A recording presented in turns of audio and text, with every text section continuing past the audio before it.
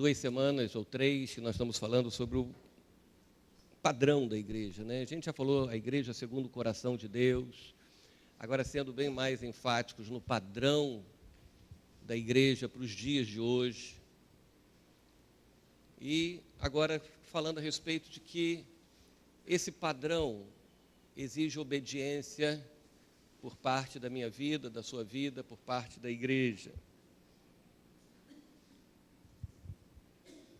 Diz assim, 1 João, a partir do versículo 3, ou 1 João não, Apocalipse, capítulo 1, versículo 3. Feliz aquele que lê as palavras dessa profecia, e felizes aqueles que ouvem e guardam o que nela está escrito, porque o tempo está próximo. João às 7 igrejas da província da Ásia. A vocês, graça e paz da parte daquele que é, que era e que há de vir, dos 7 Espíritos que estão diante do seu trono, e de Jesus Cristo, que é testemunha fiel, o primogênito dentre os mortos e o soberano dos reis da terra.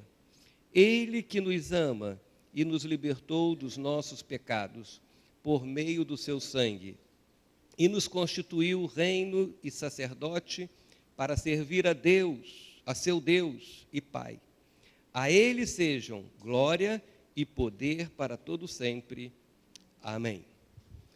Eu quero ressaltar apenas algumas frases para que a gente termine essa reflexão nesta manhã da semana passada, mas mostrar que essas palavras que foram reveladas a João a respeito das igrejas da Ásia, dentro de um contexto para os nossos dias, ela precisa ser entendida, que não é uma palavra de revelação humana, de estratégia humana, mas da parte de Jesus Cristo. E na semana passada nós falamos os atributos que conferem a veracidade, a legalidade desta palavra. Os atributos de Jesus Cristo.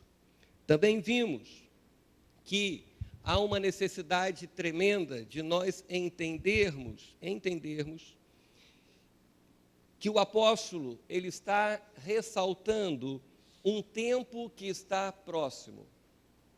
Isso pode ser aplicado de várias maneiras, mas nós que estamos vivendo estes últimos dias, um tempo do fim, nós precisamos ver e atentar para o padrão de vida, o padrão de igreja que Cristo tem, para que estejamos preparados para esse tempo que está tão próximo.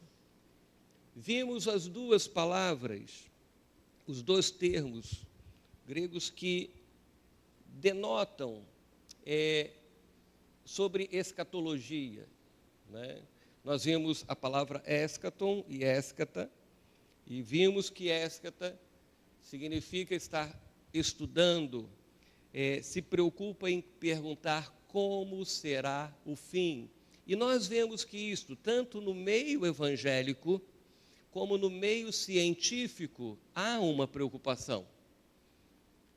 Nós, evangélicos, cristãos, nós estamos, claro que queremos saber, queremos entender os tempos, não é saber o dia, não é saber da maneira, porque a Bíblia já nos mostra, aí nós estaríamos entrando em interpretações, mas nós vemos no dia a dia que o homem, ele está preocupado como será o fim.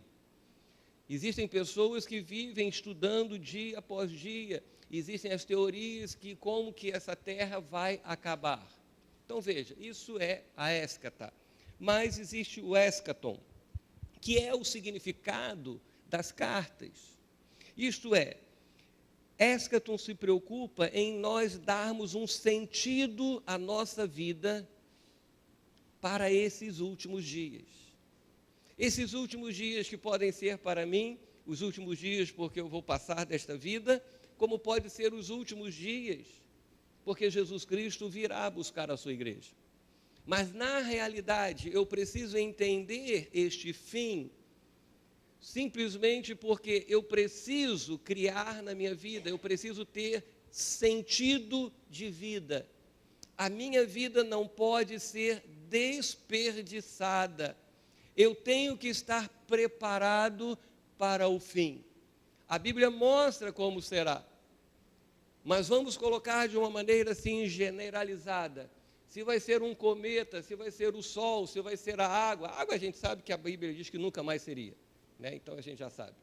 Mas da maneira que for, veja, da maneira que for, a minha vida tem sentido, a minha vida está preparada, a minha vida está sendo vivida, como nós falamos quinta-feira, dentro de um propósito e com um objetivo, isto é, os dois fundidos, abraçados, fazendo a vontade de Deus.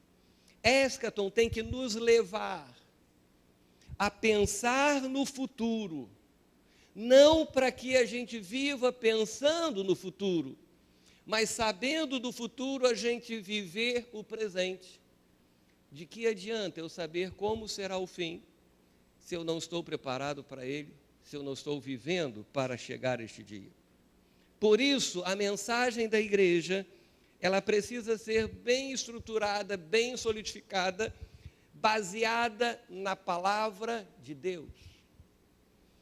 Não há mais lugar na igreja para filosofias, para pensamentos humanos. Eu fico vendo, as pessoas brigam, os arminianos, os calvinos, não sei quem, os wesleyanos estão brigando pelas suas teologias. Não tem mais tempo disso. O fim já está próximo. O importante é nós estruturarmos a mensagem para que as pessoas sejam salvas. Não há mais lugar para a igreja, não estou dizendo que ela tem que abortar esses ensinamentos, mas a prioridade do evangelho, ela tem que ser mantida, que é pregar a salvação das pessoas e uma vida conforme os princípios estabelecidos por Cristo, para que eu e você possamos viver segundo a vontade de Deus. E se acabar o mundo amanhã, ou se eu morrer amanhã, eu estou preparado hoje. Eu estou firmado em Cristo. Então a igreja precisa focar cada vez mais a sua palavra, a sua mensagem, na transformação, na mudança de coração, na qualidade de vida das pessoas, para que as pessoas possam enfrentar o dia a dia. Essa semana eu recebi um vídeo muito interessante mesmo, que fala sobre uma fórmula: felicidade é igual a realidade menos expectativas. E eu falei assim, tem tudo a ver com o que nós estamos falando. O apóstolo está dizendo, felizes são os que ouvem a palavra. Veja, está falando a respeito de felicidade. Mas como podemos ser felizes vendo a realidade do mundo de hoje? Se você pensar, os casados e os que vão formar família, a vida sexual, a fornicação, o adultério, a prostituição, o homossexualismo. A família cada vez mais sendo colocada de lado. Só para ter uma ideia, eu estava conversando com Débora, nós estávamos lembrando da preparação do nosso casamento. Quando nós começamos a pensar quem seriam os nossos padrinhos. Nós pensamos em pessoas estruturadas familiarmente. Não é isso? Hoje as pessoas não pensam nisso. Hoje as pessoas querem só os amigos. Não importa que seja. Nós estávamos conversando, nós procuramos ver, e nós começamos a fazer assim, um retrospecto da vida familiar das pessoas hoje.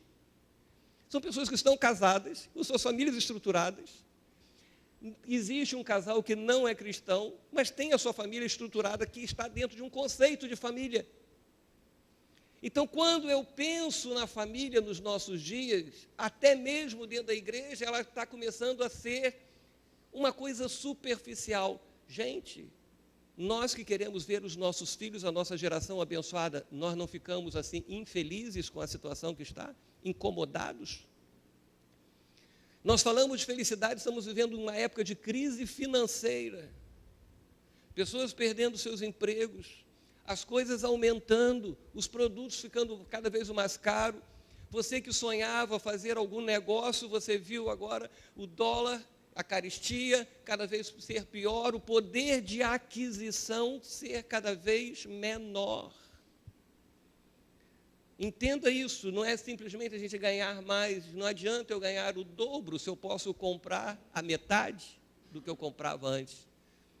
Podemos ser felizes?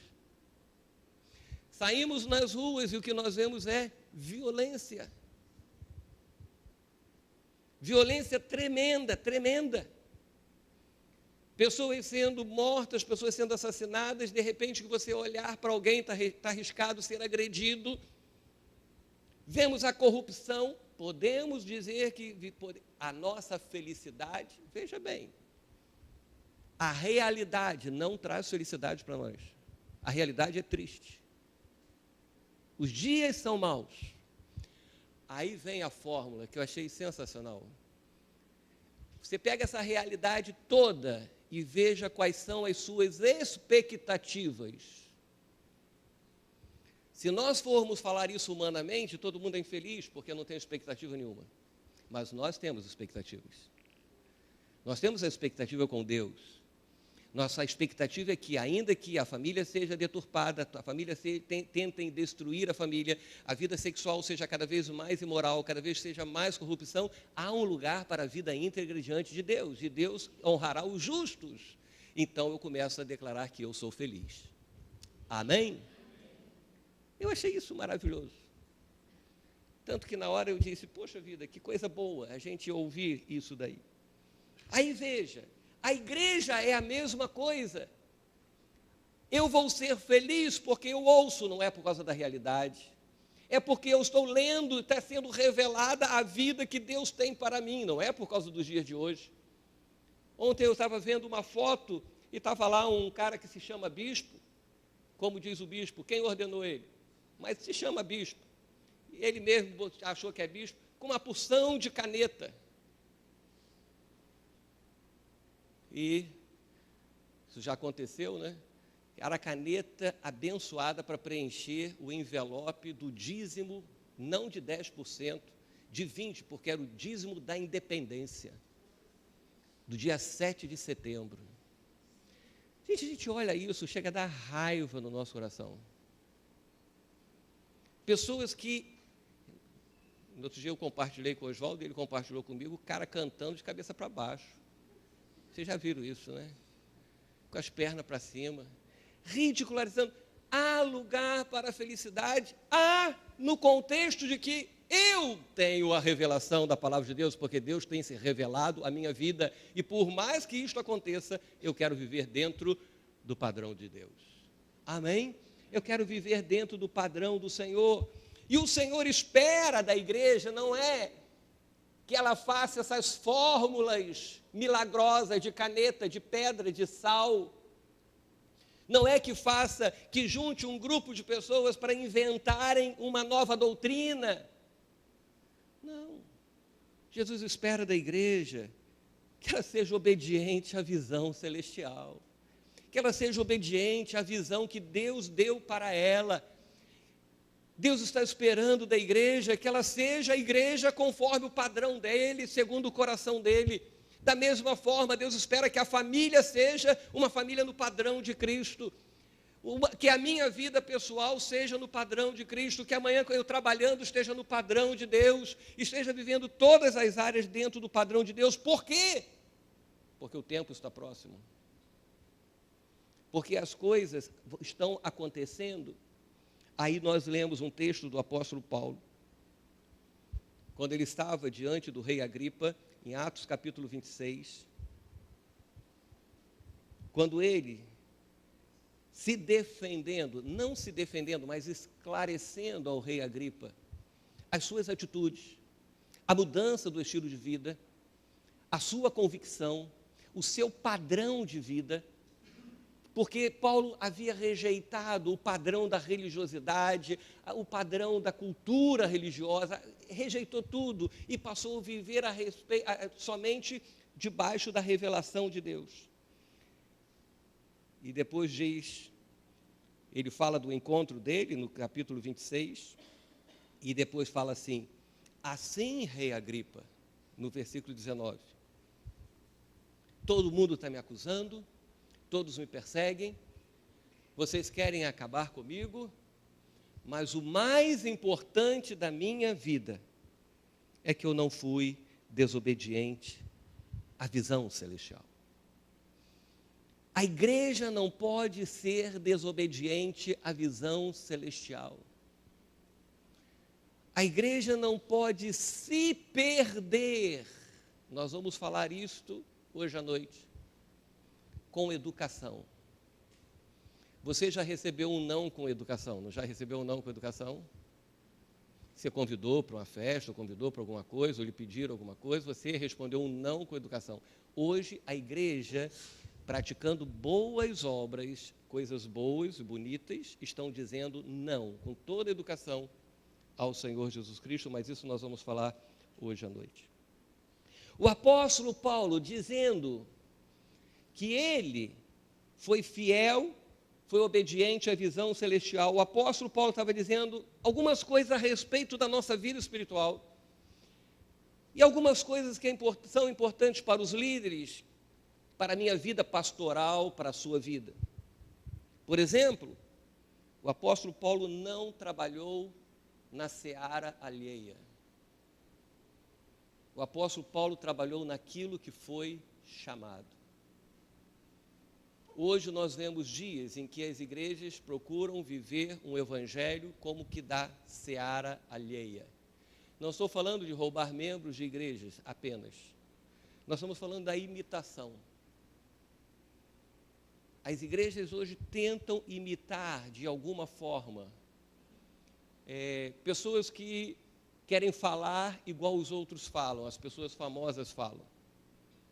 Pessoas querem cantar e fazem as vozes das pessoas que cantam lá fora. Isso significa trabalhar na seara alheia, isto é, viver e trabalhar fora daquilo que foi chamado.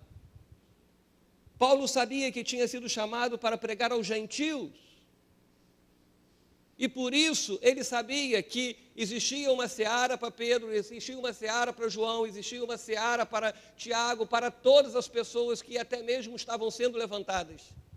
Ser fiel à sua visão celestial significa não trabalhar na seara alheia, não perturbar a vida dos outros, não tentar roubar o trabalho dos outros. Ele dizendo, rei Agripa, eu não desperdicei o meu tempo. Nós temos que ter cuidado com isso. Eu estava, antes de entrar aqui para o culto, estava pedindo a Deus, Senhor, eu não quero um culto. Eu não quero um culto de cerimonial, não quero um culto só para ser solene, não quero um culto porque é domingo de manhã. Porque eu não estou aqui para desperdiçar tempo nesses últimos dias que temos pouco tempo. É interessante que quando nós somos jovens, nós achamos que nunca vamos ficar velhos. Não foi assim? Quando você tinha 18, 20 anos, você achava que você ia ter 60? E você que tem 18, você já pensa em ter 60 anos? Não. Por isso que você acha que o tempo nunca vai passar. Por isso que muitos não estudam direito. Por isso que muitos se envolvem em uma porção de coisas. Por isso que pessoas não têm prioridades na vida. Por isso que pessoas não se comprometem com Deus, porque acham que tem muito tempo. Paulo foi um homem que, ao encontrar-se com Cristo, e olha que ele era zeloso com relação às leis judaicas, mas ao se encontrar com Cristo, ele disse, eu não posso gastar meu tempo com coisas que não edificam. Como nós vamos chegar a um padrão de Deus, se o meu tempo é gastado naquilo que não edifica? Paulo disse, eu fui obediente a rei Agripa. Vocês não podem me acusar. Porque, primeiro, o que me foi confiado a fazer, eu fiz naquilo que eu fui confiado. Segundo, o tempo eu não desperdicei. Isso não significa que nossos dias você não vai tirar férias, você não vai viajar, você não vai ter o seu lazer, mas nós estamos falando em desperdiçar. Tempo é algo que nunca mais volta. O dia de ontem não volta. Depois que você começa a rodar, o que ficou para trás, gente, não volta. E Paulo sabia disso. Se a igreja deseja ser conforme o padrão de Deus, para não cair nas censuras das 7 cartas, que nós ainda vamos chegar lá, não perca tempo, não desperdice o tempo, foque nas prioridades do Evangelho. Você não vai deixar de ser jovem, você não vai deixar de viver a sua vida, você não vai deixar de ser uma pessoa profissional, de construir a sua família, de passear, de ter o seu lazer. O que Deus está pedindo é que o foco da sua vida esteja em ser obediente à visão celestial, para que você não chegue ao final. É igual aquelas pessoas, não é, que... uma vez eu estava indo para trabalhar de ônibus em Alcântara, e o ônibus ia devagarzinho. E eu querendo, tinha hora para chegar. E o ônibus devagar. E eu falei, meu Deus do céu. Eu fui falar com o motorista. Eu falei, rapaz, você não pode andar mais rápido? Não, eu tenho uma hora de chegar lá. E ele estava andando devagarzinho. Aí quando chegou depois de Tribobó, ali por volta de Culubandó, chegou ali, Culubandó é um lugar bacana ali, perto do Coelho. O Coelho então é lindo. Eu morei lá. Dizem que de Nazaré não sai coisa boa. Diziam que do Coelho também não saía e saiu. Tá certo? Aí quando chegou, quase chegando em Alcântara, o cara ficou desesperado. Porque ele, na sua distração de andar devagarzinho, ele percebeu que agora o tempo que ele tinha era pouco para percorrer o espaço. Os estudantes sabem a respeito de velocidade. E tinha que sair igual um doido para chegar no tempo. Isso acontece na vida. A pessoa perde a juventude, não estuda, não se define profissionalmente, não se define em nada, aí depois chega com 30, 40 anos, querem fazer tudo ao mesmo tempo, mas aí o tempo já passou. E no reino de Deus é a mesma coisa. Não desperdice o tempo, porque Paulo não desperdiçou o tempo. Paulo não procurou fama. Eu não estou aqui para pregar, para ser famoso. Ontem nós estávamos orando pelos jovens. E nós estávamos dizendo, olha, tem pessoas que foram envolvidas nos jovens. Tem os líderes dos jovens. E a gente esquece os nomes. Aí veio na minha mente um hino. Eu não preciso ser reconhecido por ninguém. Então não precisamos falar nome de ninguém, porque nós cantamos isso. Não é verdade? Se nós cantamos, eu não preciso ser reconhecido. Nós não estamos aqui para ter fama. Porque a fama é uma das portas das tentações da vida. E Paulo não procurou fama. Paulo não procurou ser famoso. Paulo não procurou ter prestígio, ser uma pessoa conhecidíssima. Ele se tornou famoso, ele se tornou conhecido. Sabe por quê? Porque ele foi obediente à visão que Deus lhe deu. Não buscou riquezas. O que mais o Evangelho prega hoje é que as pessoas estarão ganhando riquezas. Eu nunca vi isso no Evangelho. Jesus nos prometeu vida abundante. Jesus não prometeu riquezas. Até mesmo ao seu povo que prometeu a Canaã, a terra prometida. Lá era uma terra que manava leite e mel, mas eles tinham que tirar o mel das pedras, tinham que produzir, e pior, ainda tinham que vencer os inimigos que estavam na terra. Deus não é um Deus de facilidades. Eu vou dar o meu dízimo com a caneta ungida de 20%, porque o mês que vem eu serei promovido. Aí o cara estava falando que esse cara é um espertalhão. Eu falei assim, não, ele é um espertalhão, mas tem muita gente na igreja que não vai por ignorância, não. Vai porque este é o caminho mais fácil. Porque pensa que essa é a maneira de agradar a Deus, dar 20% do seu salário e seus pecados perdoados e viver a sua vida do jeito que está vivendo. É esse o evangelho que está sendo pregado. Não busque riquezas na vida, as riquezas chegam quando nós somos obedientes à visão celestial. E se não chegarem nesta terra, chegará na eternidade. Paulo não inventou maneiras de pregar. Esse é um problema da igreja segundo o coração do homem, ter uma maneira de pregar. Eu não sei se sou tão homilético nas minhas pregações, mas eu procuro transmitir o que Deus coloca no meu coração de uma maneira que as pessoas entendam. Existem pessoas hoje que estão, por exemplo, existem pessoas que focam nas piadas. Eu estava agora recentemente no congresso, ouvi uma mensagem maravilhosa. Mas você já viu aquele bolo, não o bolo da Cássia, porque o bolo da Cássia é gostoso, mas já viu aquele bolo que você compra nessas lojas por aí? Você compra um bolo desse tamanho. Quando você chega em casa, é desse tamanho. Só tem cobertura, enfeite.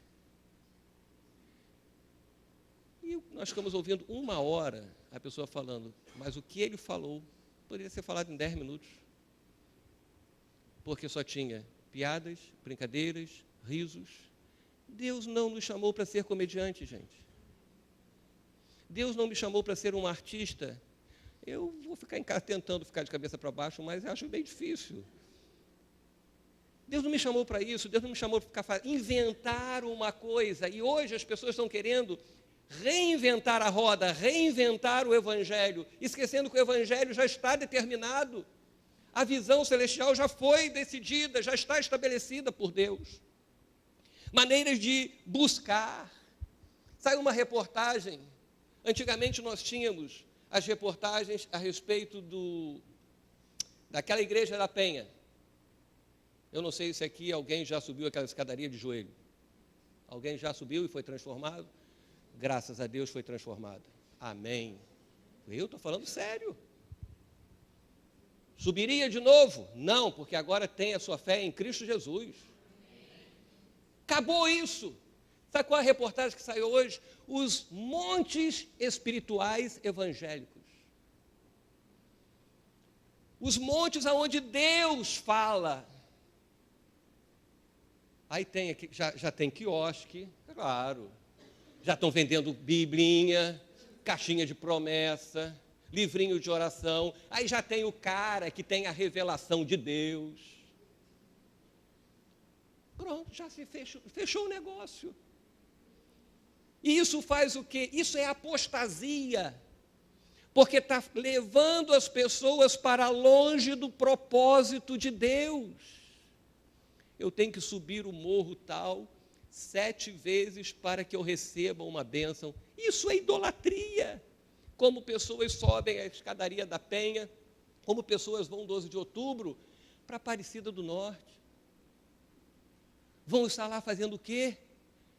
Pagando as suas promessas, indo no lugar para ter uma revelação, para receber algo.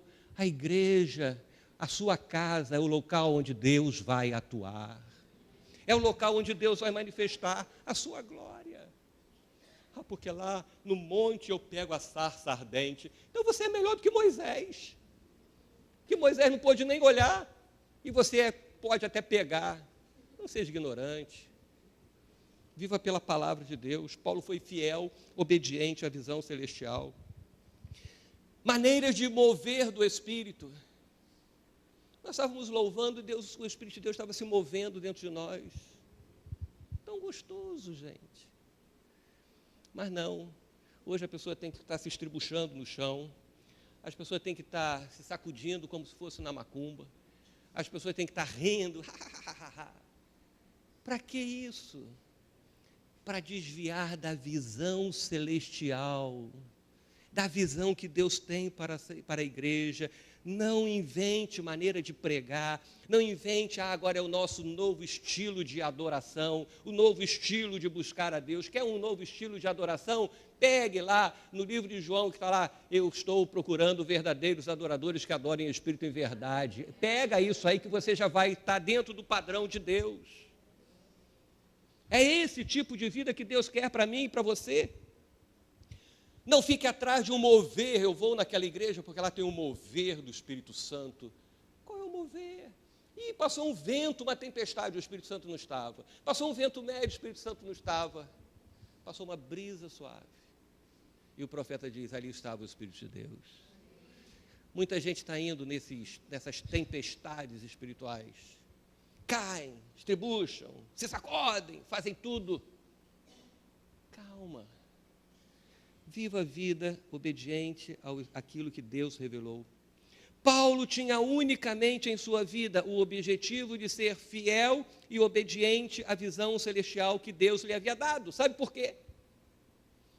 Chegará o dia da prestação de contas. Só para a gente acordar. Tem alguém dormindo do seu lado, diga para eles, olha, cuidado que vai ter o dia da prestação de contas. Você já viu que o Evangelho não prega prestação de contas. No trabalho nós prestamos conta. Em todas as áreas temos que prestar conta. Porque um dia a justiça pega. Todo mundo achava que ia ser a mil maravilha aqui do Brasil. Um dia a justiça está pegando. No reino de Deus, você tem que prestar conta sobre a sua vida. A igreja tem que prestar conta da sua vida. Se você é jovem adulto, e volto a falar, porque eu insisto nisso, mas você vive uma vida de fornicação, você vive uma vida de adultério, uma vida de tendências homossexuais. Não estou dizendo que tem gente homossexual aqui, mas tendências homossexuais, tendências de perversão sexual, tendências de corrupção, tendências de violência, tendências de mundanismo. Atente-se para o dia de prestar contas. Sabe por quê? No dia da prestação de contas, você só terá uma defesa a seu favor. Você ter sido obediente e fiel à visão celestial. Não mais. Não adianta eu chegar e dizer assim, olha Deus, poxa vida, a igreja reformamos, pegou fogo, construímos, choramos, mas lutamos e vencemos. Subia montes e orava, curava enfermos. Deus vai querer saber o seguinte, olha só, não estou preocupado com o que você fez, porque de repente você fez, mas não era o que você tinha sido chamado, era seara alheia. Deus vai dizer assim, você foi fiel à visão celestial quando você se encontrou comigo? Aí que vai dar dó. Que existem pessoas que vão dizer assim, olha, eu me encontrei contigo, tive a visão, mas não fui fiel. E vão ter pessoas que vão cair na realidade. Eu nunca encontrei contigo. E eu nunca tive a visão celestial. A defesa da sua vida é ter sido obediente a que Deus lhe chamou. A defesa da sua vida é a sua busca de santidade. Porque quando você pecar, Deus olha o seu coração. Deus olha, você pecou, mas você busca santidade. Não é assim que vocês estão estudando em Davi? Você pecou, cara, você vai pagar. As consequências estão aí. Mas por quê? Qual foi a defesa de Davi? Estava sendo obediente à visão que Deus lhe havia dado. Buscar uma vida de santidade e de pureza e tomar a decisão, não, eu não vou mais cair neste erro. Se eu não busco santidade, se eu não busco pureza, se eu não busco uma vida com Deus, se eu não busco nada de Deus, qual é a minha defesa? É você chegar para o seu funcionário e dizer assim, vem cá, vamos prestar conta, senta aí, como é que está seu trabalho? Ah, estou levando, mas você está fazendo isso, eu estou fazendo isso, mas está fazendo aquilo, também estou fazendo aquilo, mas olha só, mas eu faço isso, mas eu... Espera aí, você foi contratado para quê? Atente um pouquinho à sua vida. Cuidado com a vida que o mundo está oferecendo e o que o evangelho mundano está oferecendo. Viva dentro de um padrão de Cristo. A defesa de Paulo foi, eu sou obediente à visão celestial. Tudo podem me acusar, mas olha só, não podem me acusar de que eu fui desobediente. Isso comoveu o coração do rei Agripa. Nós não vamos comover o coração das pessoas, porque pulamos, dançamos, cantamos, fazemos shows, não é assim. Nós comovemos o coração das pessoas quando nós somos fiéis e obedientes à visão que Deus nos deu. Quando eu e você estivermos nos tribunais, diante dos tribunais da vida, dos julgamentos deste mundo e até mesmo diante de Deus, a nossa defesa é unicamente esta. Pode ser que eu não tenha sido por completo, mas Deus vai ver o meu interesse em ser obediente e não a minha vida qualquer. Não será o que fiz, o que senti, Senhor, eu me arrepiava todo na igreja. E Deus vai olhar para você e vai dizer assim, mas eu não ia lá para arrepiar. Eu não ia lá para fazer vocês caírem. Eu não manifestava o meu espírito para vocês ficarem rindo. Eu não manifestava o meu espírito para vocês ficarem como porcos no chão roncando. Eu manifestava o meu espírito para vocês serem transformados, para terem um coração novo, para viverem uma vida reta e íntegra. É assim que Deus quer nos ver. O apóstolo Paulo, antes de se encontrar, ele era uma pessoa que tinha sua religião, tinha sua visão, perseguiu o evangelho, era zeloso, ele tinha uma visão. Talvez você tenha uma visão para a sua vida, mas olha só, como nós lemos na quinta-feira passada, os pensamentos de Deus são melhores e mais altos do que os nossos pensamentos. Os objetivos de Deus para a nossa vida, os propósitos são melhores do que os nossos. Eu posso ter boas coisas, mas muitas das vezes, falamos também na quinta-feira, muitas vezes as pessoas se perdem praticando as boas coisas. Todos nós temos uma visão naquilo que fazemos. Na nossa vida ou dentro da igreja, Deus não quer que você não tenha visão. Eu, como pastor, tenho que ter uma visão para a igreja. Pessoas que lideram o louvor têm que ter uma visão de louvor para a igreja. Quem trabalha, você não fica em frente a um aparelho, em frente a um instrumento, em frente a um equipamento, simplesmente por estar, você tem que ter uma visão daquilo que está sendo realizado. Agora, o que eu preciso é colocar a minha visão e a visão celestial. Colocar uma do lado da outra e ver a minha visão pessoal, da minha vida profissional, da sua vida familiar. Às vezes, pessoas perdem a visão que Deus deu porque se casou com pessoas não erradas, mas que tinham outra visão. Você que é jovem, cuidado com quem você casa, porque a visão vai ter que se encaixar. A mesma coisa na nossa vida, eu tenho que pegar a minha visão e ver se essa visão está dentro do propósito que Deus tem para a minha vida. Quando Deus chama Saulo tinha uma visão, mas estava fora do propósito de Deus. Deus revelou a sua visão. Saulo tinha toda a liberdade de chegar e dizer assim, Deus, sinto muito, mas eu prefiro continuar perseguindo, eu prefiro continuar vivendo a minha religião, porque eu sou exemplar no que eu faço. Saulo teve que abrir mão da sua visão, porque a visão de Saulo era incompatível com a visão de Deus para o Paulo. Incompatível. O que nós fazemos na igreja, na nossa vida, é compatível com a visão que Deus estabeleceu para ela, para a minha vida e para a igreja? De uma maneira bem específica, ministérios, serviços na igreja, todos os serviços que nós temos na igreja, para grupos, visões para grupos, eu preciso me perguntar, a minha visão é compatível com a visão de Deus?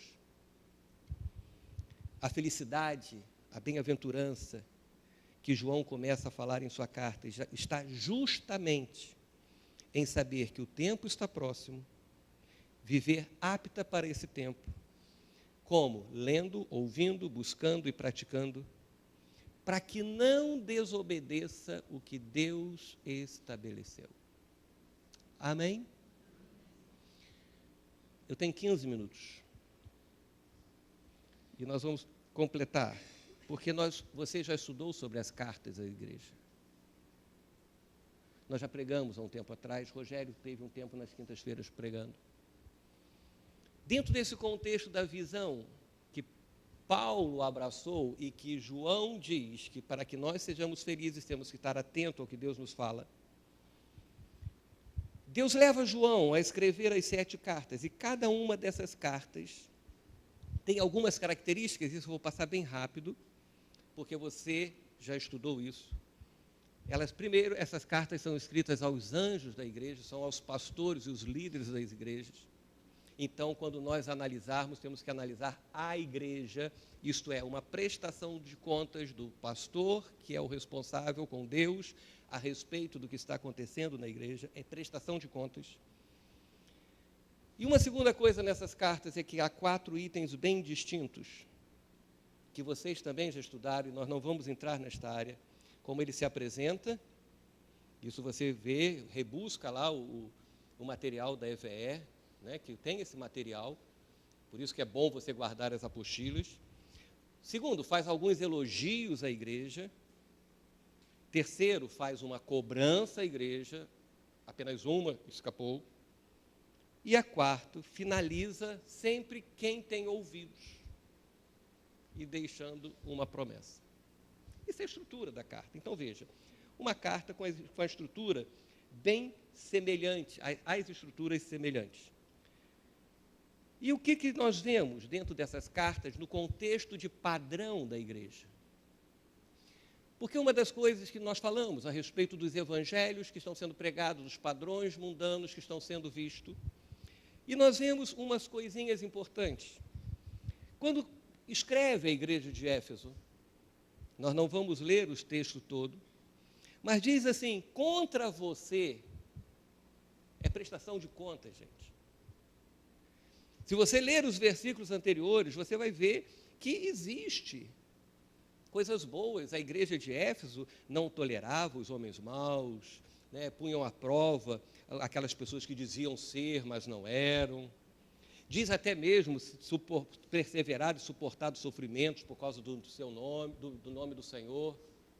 Então, cheio de elogios, mas é aquela vírgula, porém, quando bota vírgula, a gente está prestando conta e botar uma vírgula, a gente está pronto. Porém, tenho contra você isso, você abandonou o seu primeiro amor. O que nós devemos estar atentos? Nós podemos fazer todas as coisas da igreja, todas as coisas do Evangelho.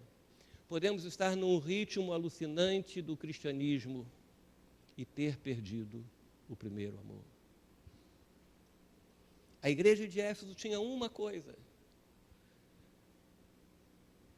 Onde você abandonou, onde você perdeu, eu gosto dessa expressão, onde você abandonou, onde você deixou de lado, onde você ignorou o primeiro amor. Lembre-se de onde caiu. Lembre-se de onde você abandonou. Sabe por que Deus está falando isso a João? Para falar isso à igreja de Éfeso, para que venha a nós, nesses últimos dias, no nosso tempo do fim, que é possível ser um bom cristão, praticar boas obras, ter cargos dentro da igreja e ter perdido o primeiro amor. E uma igreja conforme o padrão de Deus não pode viver sem o primeiro amor. O primeiro amor tem que continuar fervendo na nossa vida, porque esse é o desejo de Deus. A igreja não pode entrar nas rotinas eclesiásticas, nas rotinas teológicas, religiosas, administrativas, litúrgicas, e deixar a sua paixão pelo reino de Deus, pelo Pai, por Cristo Jesus. Nós falamos aí, acho que foi domingo ou quinta-feira, todo mundo fala de casamento, né? Casamento, a primeira semana é lua de mel, o primeiro ano maravilhoso, casais apaixonados. Eu falei aqui no outro dia, né? Essa semana foi um casal lá no consultório de novo, com 60 anos de casado. E ela disse para mim, na frente dele, e ele também, olha, nós somos apaixonados um pelo outro. Ela na muleta, ele parece que sofreu um acidente todo torto, mas continuam apaixonados. Sabe o que significa isso? Eles não entraram na rotina de sair de manhã para trabalhar, fazer as coisas, voltar, dormir, fazer isso, sei que, aí tem filho, vai dar banho, e vive aquela rotina, que chega aos 30, chega aos 40, hoje está mais difícil, e chega. Mas mais porque já está dentro de uma engrenagem funcionando, e a paixão ficou lá atrás. Não importa se você tenha 10, 20, 30, 40, 50 anos de casado, seja apaixonado. A mesma coisa na igreja, as pessoas entram na igreja e ficam apaixonadas pela igreja. Depois que faz 10 anos de igreja, a igreja só tem problema. A igreja só fica, tem que ir à igreja, me aborreço com todo mundo. Igreja é um lugar de gente fofoqueira, é um lugar de gente, realmente é um lugar de gente doente que está a fim de ficar bom. Não é verdade? Porque nós precisamos de Cristo para que a gente fique bom. E a gente tem que suportar uns aos outros, tolerar uns aos outros. Mas as pessoas perdem o primeiro amor. Começam um investimento na igreja, um trabalho específico na igreja e começam, vamos lá. E daqui a pouco, a paixão cai e continua fazendo, praticando as boas obras. Mas acabou a paixão do primeiro amor. Não vai dar tempo, mas eu quero terminar aqui. O que significa paixão de primeiro amor?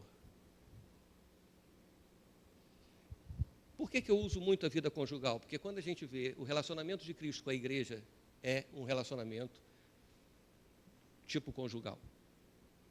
Ok? Mas olha só. Quando um casal se casa, seus primeiros anos, ele fica, estou falando casal mundano, daqui da igreja é tudo santinho, mas o mundano. Casal novo, ele não tem vontade de trair a sua esposa, nem a esposa trair o marido. Porque há uma paixão ardente. É a mesma coisa o namorado. Olha, começou a namorar 6 anos, 7 anos, 8 anos, 10 anos, eu fico assim, meu Deus do céu. É um namoro que já começa a cair na rotina. E o que se perde? É isso que eu quero falar. Lealdade. Quando as pessoas caem na rotina, são mais fáceis de serem desleais. Porque acha que pode levar coisas paralelas no seu relacionamento. E na vida com Deus, a mesma coisa. Pessoas se encontram com Cristo e caem na rotina, e por isso começam a trazer essas coisas mundanas para a sua vida. O que Deus estava falando à igreja de Éfeso, vocês estão vivendo como bons cristãos, praticando as boas obras, mas perderam a lealdade. Perderam a fidelidade. A simplicidade. Hoje se complica o evangelho.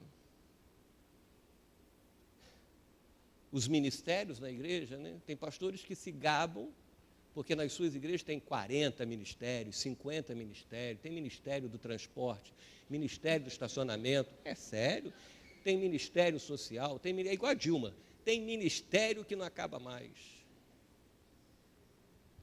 E isso exige trabalho, gente. Eu dou um exemplo, nós colocamos várias programações no final do ano, isso está trazendo uma sobrecarga para mim, porque tem que resolver essas coisas e você cai nas rotinas administrativas. Elas têm que existir, mas eu tenho que abrir os meus olhos para não perder a lealdade ao meu Senhor quanto à visão celestial que Ele me deu. É bom vir à igreja, vamos ver a obra do berçário, vamos fazer, vamos botar isso, vamos botar aquilo, e daqui a pouco vamos trocar a lâmpada e vamos fazer isso. Isso tem que ser feito. Mas olha só, são boas obras. As pessoas até bateriam palma e estariam dizendo, pastor, como que o senhor aguenta? Esse é o pastor ideal, está lá na obra, está virando laje, ele está de bota, está pintando, ele está lá com o rolo na mão, está na escada, está no telhado. Não é esse o pastor, gente. Porque às vezes isso tem sido boas obras, mas estamos fugindo e desobediente ao que Deus estabeleceu. E era isso que Deus estava falando à igreja de Éfeso. Lealdade.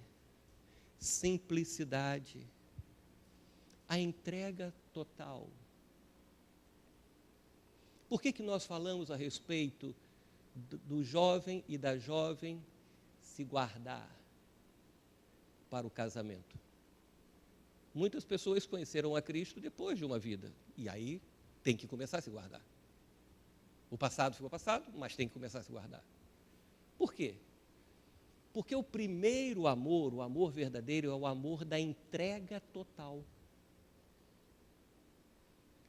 Hoje, jovens estão se entregando na vida sexual, por completo, fora dos princípios, desleais aos princípios de Deus.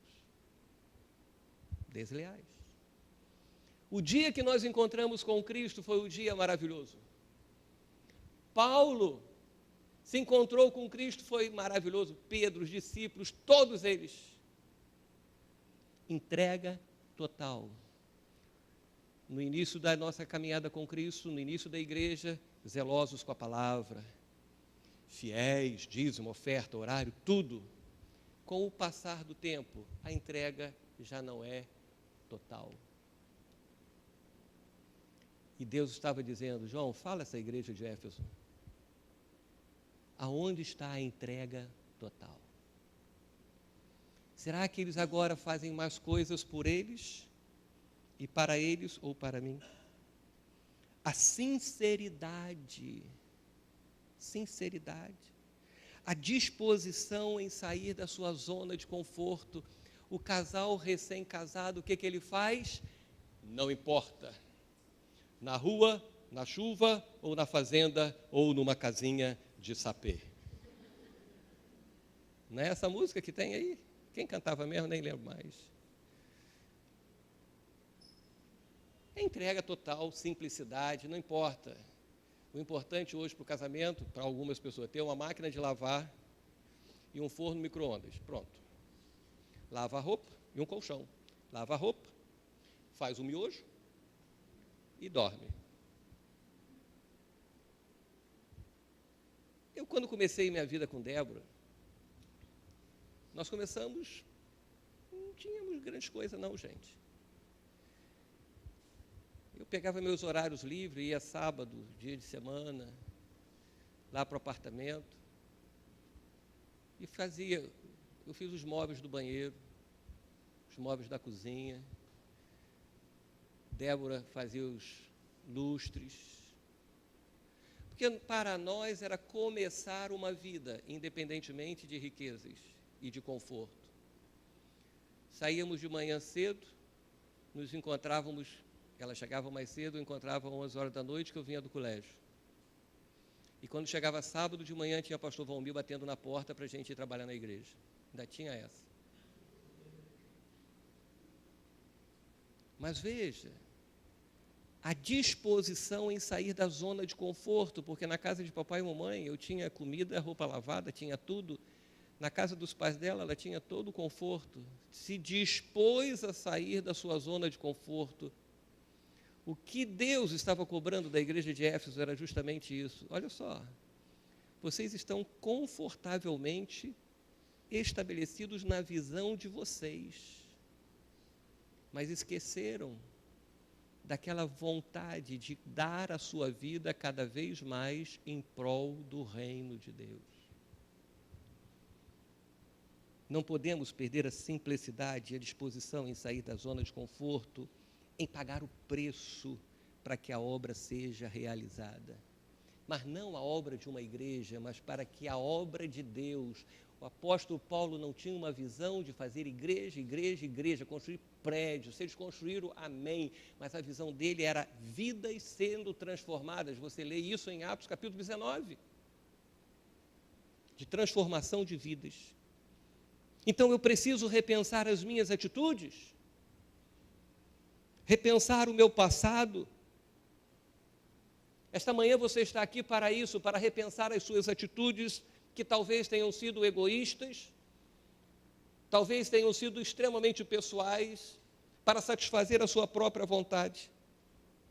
Repensar o seu passado tem sido um passado de lealdade ao Senhor, de fidelidade à obediência e obediência àquilo que Deus lhe concedeu.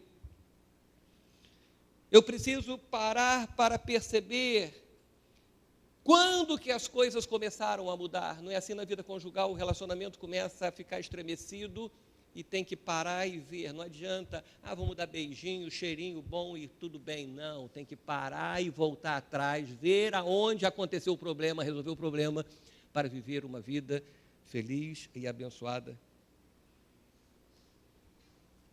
O que nós pedimos a Deus nesta manhã foi justamente isso, que Deus, no encontro com o Espírito Santo nos leve a nossa mente, o nosso coração, aonde nós deixamos de fazer, aonde as coisas começaram a mudar, talvez por causa de uma palavra, de um pensamento, de um sentimento, de algo que sofreu, de algo que você praticou, do que fizeram com que a igreja mantivesse o ritmo de trabalho, porque tem que manter, mas não por causa do primeiro amor. A igreja sempre vai funcionar e existem igrejas funcionando por todos os lados. Mas será que elas estão funcionando por causa do primeiro amor ou porque já existe uma rotina para que vá tocando tudo para frente? Não desfoque da visão que Deus estabeleceu. Não perca o seu primeiro amor.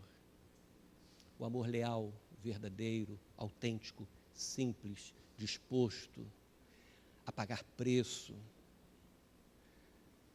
De manhã cedo, primeiro ano de casado, vamos passear na praia? Vamos, meu bem.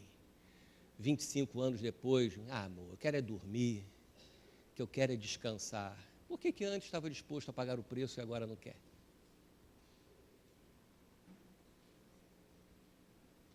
Se Deus falou ao seu coração, não a respeito de caminhar, de passear, mas Deus falou tudo isso, curva a sua cabeça. E diga, Espírito Santo, me leve em minha mente, em meu pensamento, onde eu caí. Onde eu comecei a abandonar o primeiro amor. Será que foi quando você arrumou um emprego, arrumou uma namorada, entrou na faculdade, fez um curso, ouviu uma palavra mirabolante na vida, talvez uma palavra que te machucou, coisas que você não reagiu bem, coisas que você vê no dia a dia que te esfriou, e que você diz assim, não, agora eu não quero ser pastor. Veja, eu não quero ser pastor porque é para ser pastor, gente. Eu quero ser um apaixonado pelo ministério. Quando eu venho para esse lugar, eu venho com prazer. Pode ser que minha carne, o meu corpo esteja dizendo não, mas eu tenho que anulá-lo e dizer não, a minha paixão é pelo reino de Deus. Porque eu não posso perder este amor. Eu não posso perder o primeiro amor. É manhã de nós refletirmos. Manhã de nós chegarmos diante de Deus e dizer, Deus, mostra-me, para que a nossa vida seja consertada. Mostra-me, Senhor, para que eu volte ao primeiro amor. Volte. Não o amor infantil, mas a essência deste amor com a maturidade, me levando a viver obediente à visão celestial que Deus me concedeu. Senhor Jesus Cristo, é o que nós te pedimos nesta manhã. A nossa igreja é pequena, mas tem tantas coisas que são realizadas. E nós queremos, Senhor, que a partir de hoje, Senhor, as coisas que são realizadas sejam conferidas com a visão celestial que Tu nos concedeste. Senhor, na nossa vida pessoal, o que eu quero, Senhor, é que a visão que eu tenho da vida seja conferida, confrontada com a visão que Tu me dás. porque unicamente o que eu quero é ser fiel à visão que tu nos deste, para essa igreja e para a minha vida. Não há propósito nenhum em ter uma igreja para termos atividades religiosas. Se for para isso, podemos fechar e transformar num clube, numa ONG ou qualquer associação. Mas nós temos que ter a plena convicção que somos a igreja de Jesus Cristo, fiel à visão que Deus estabeleceu para ela. Que nesta manhã, na minha vida, na sua vida ministerial, nós temos líderes aqui, pessoas que servem na igreja,